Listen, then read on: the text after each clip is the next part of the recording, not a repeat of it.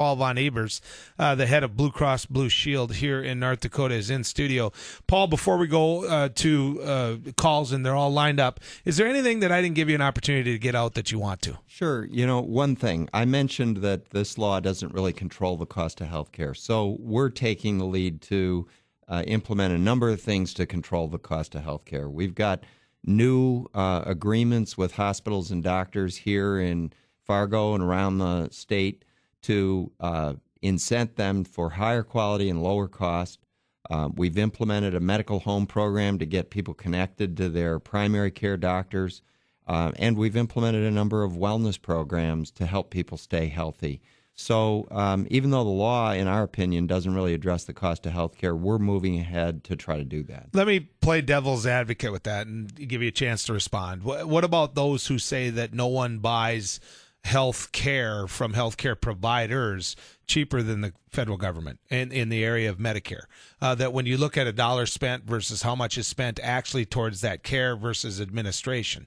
I know that President Obama made some strong statements about individuals like you who work for big companies, CEOs, that type of thing. I'm not sure, frankly, that it was all that fair, but he did single out insurance companies and CEOs getting paid X amount, and no longer will that be true. Yeah, well, here's the thing.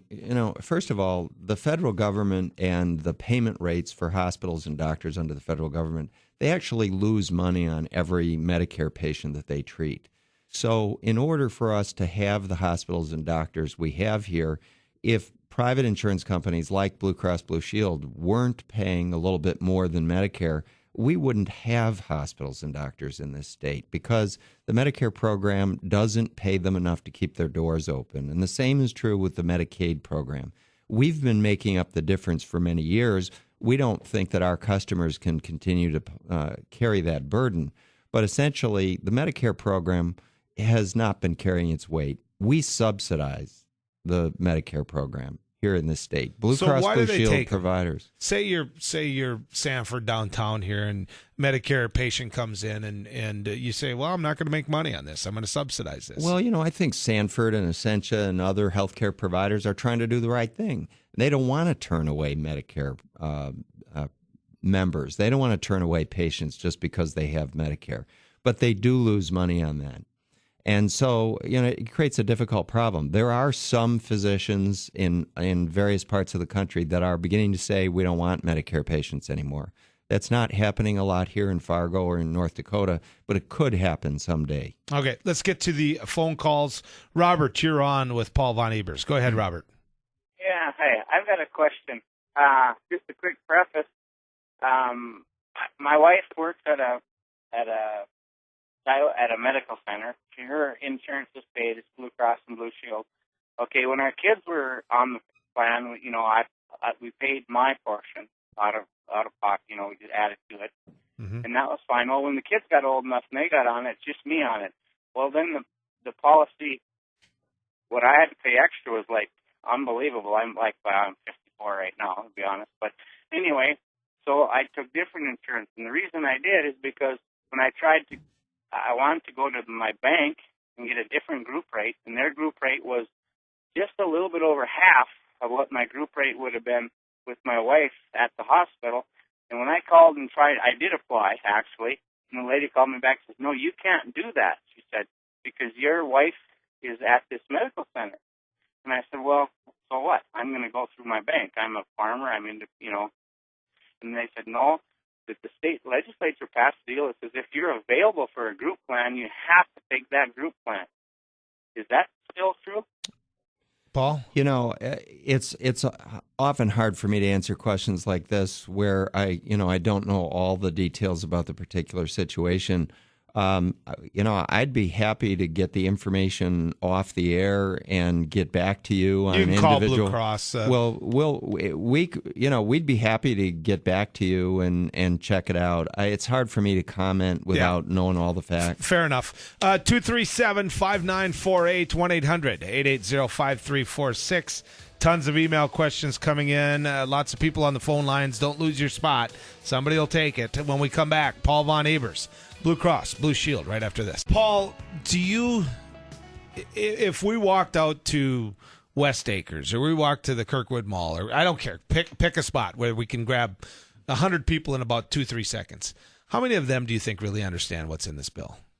Oh, it might be less than one. Yeah. It's such a complicated bill, and even the main elements of it, a lot of people don't realize the key things, like that there will be federal subsidies to purchase insurance. Most people don't even know that about the law. So the understanding of the law is extremely low. Why does the Congressional Budget Office believe that this law actually pays for itself? Yeah, the Congressional Budget Office is required to take the assumptions that Congress gives it, and then it creates calculations based on those assumptions. And I think the CBO does the very best job they can to try to estimate this stuff, but they're living with the restrictions of the assumptions that Congress gave them. For example, Congress set a target for how much it wants to spend on physician services under Medicare every year, and if it blows that budget, it's supposed to cut back what they pay doctors for each service that they get. Well, but politically, Congress hasn't been willing to do that. So it has this law that says we set a target every year, and they are supposed to cut physician services because we've been blowing the target every year for a long time. Mm-hmm. So the CBO was given the assumption that we really are going to cut physician fees. Well, politically, that's not going to happen. Medicare's not going to pay doctors less than they already do. But the CBO was told that they had to include that in its estimates. So the CBO estimates, I'll be honest with you, people in the healthcare industry don't believe those estimates. That you don't believe that the savings that everyone thinks are going to come to fruition. Some will, some won't. But there are assumptions in there. This law is going to cost the federal government more money. It is not going to help the deficit. It's going to hurt it. And that doesn't mean I'm against the goal. I'm in favor of the goal of getting everybody covered. We just need to be honest with each other about what it's going to cost. Do you believe this law is ever going to be repealed? No, I don't. I think we'll have to wait and see what happens in the election. But for the law to be repealed, the Republicans would probably have to have the White House, 60 votes in the Senate, and the House. And I don't think that's very likely to happen. Let's assume they get that many seats. Do you think they still repeal it? I actually think they probably would. I think what happens next is unclear, but I haven't heard any, I'm a little bit of a political junkie. I listen to this stuff, and nobody is predicting that the Republicans will get 60 votes in the Senate. They may or may not win the White House. They may or may not take control of the Senate. They probably will retain control of the House. But 60 votes in the Senate would be required to actually repeal it. And so I don't think that's going to happen. Candidate Romney is saying if he were president, he would give states the option to opt out. That could possibly happen. The Republican Congress could starve certain funding aspects of the bill. But I think the chance that it'll be repealed is low. When you study the law itself, knowing and having a better understanding than most people listening to you right now, how does this law compare with what candidate Romney did in Massachusetts? Well, there are a lot of similarities, as many people have said. There is a mandate in Massachusetts. There is an insurance exchange in Massachusetts. The basic benefits that need to be covered are outlined in Massachusetts. There are differences. It certainly is a much more of a federally controlled system than the Massachusetts law. There are many ways the federal government is involved in health insurance and health care now under this law that they were not involved in before. And, of course, Massachusetts is just for that state. So right, but it is a federal perspective on how you do it. I mean, right. I understand that. But when people tell me that this was patterned after the Massachusetts law, I have to go to people like you who really understand the intricacies of it and say, is that accurate? There's a lot of similarities between Massachusetts. Okay, let's take some phone calls. Jim, you're on with Paul von Ebers. Go ahead, Jim. Well, yeah, there's I've heard there's a nasty rumor that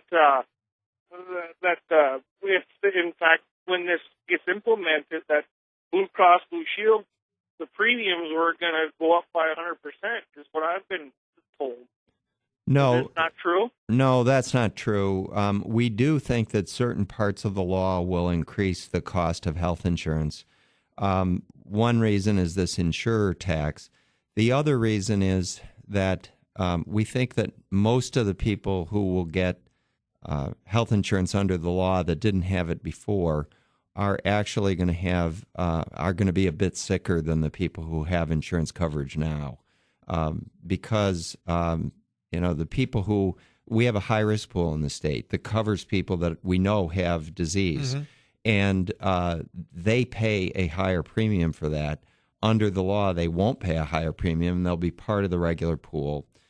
We think a lot of the people who are not covered today actually are sicker than the people who are covered. What about the aside from the fact that they may need it, they may need that care. Yeah. But what about the thought that the younger people that now who aren't buying insurance that are healthier are part of your overall amateurization? Yeah, and some younger people will come in, but we are concerned about that because even with this mandate that is so unpopular, the penalty for not buying insurance is pretty small compared to the cost of insurance. So we think a lot of young people will look at that and say, I'm healthy, I hate paying this penalty, but I'd rather pay the penalty than pay for health insurance. And so we think a lot of people, young people, will still sit out the law. And the law actually requires that we charge young people more than we do today. So Joel's got a popsicle stand on Highway 10, and he's catching people on the way out to DL to the lakes this weekend. I've got 3 employees. I don't cover any health insurance for them now. They're all 3 young. I'd like to, but I'm not selling enough popsicles to justify it, okay? What in this bill aids me as a popsicle salesman to have my employees get health care? There's not a lot that would cause that popsicle sales company to offer a group health insurance plan. Those individual employees may get a federal subsidy on the exchange, and it may be less expensive for those employees, but there aren't a lot of incentives. There is. So can I take my popsicle money and offset after that subsidy what I do for those employees? So thereby, instead of looking at that group plan, I've actually gotten it to be more affordable for my employees? Yeah, for some small employers, it's actually going to be less expensive to not offer health insurance to employees. Right. Send them to the exchange, and you may even be able to supplement their wages and still have the employee better off and the small business better off. And then that employee can choose to do whatever they so desire with that wage as long as they're going out and doing what they can. And one of the things that we're prepared to do is to help every employer that we provide insurance for. We're prepared to help those employers sort through these options and figure out what's best for the employer and for the employee. By the way, it's near Buffalo, and root beer is our best sales. I'm just telling you that right now. Great. Bill, you're on with Paul von Ebers. Go ahead. Yeah, I was wondering, how is this law going to affect all the people that have insurance provided by their employer who you, as Blue Cross Blue Shield, administer for them, but you really don't sell them a policy? Right. So that's in our business, that's called self-insurance. That's where the employer is responsible for all the health care bills, but we administer the program. So we pay the claims on their behalf, but they're responsible for it. It's not an insurance policy. Okay, and the law doesn't really change that very much for those employers. They do still have, if they were to drop that program, they would have to pay a penalty. But other than that, the law allows self-insured employers to pretty much continue doing what they're doing. Okay, so of the 388 roughly 1,000 people in North Dakota that you provide coverage for, does that include the self-insured companies? Yes, it does. It does? Yes. Well, because I don't think people really realize, and I think Blue Cross Blue Shield gets yelled at every once in a while, because they go, I hear people say, well, geez, I went to the doctor, they didn't pay this, they didn't pay that darn Blue Cross Blue Shield. But our employer is the one that determined what kind of coverage we get. He's the one that decided what, he's self-insured. The company I work for is self-insured. So you guys aren't really the bad guy in this, or if there's a bad guy. You're not the ones determining the level of coverage, correct?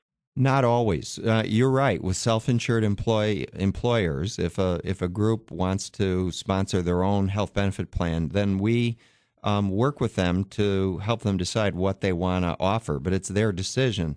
You know, the real problem is a lot of employers struggle with health care costs, and they're trying to do right by their employees, but they're also trying to run a business and and deal with what's sometimes a difficult economy. The real problem is that healthcare just costs so much that it is difficult for employers or individuals to handle that cost. And that's why we're working to try to lower the cost of healthcare without sacrificing the quality that all of us want.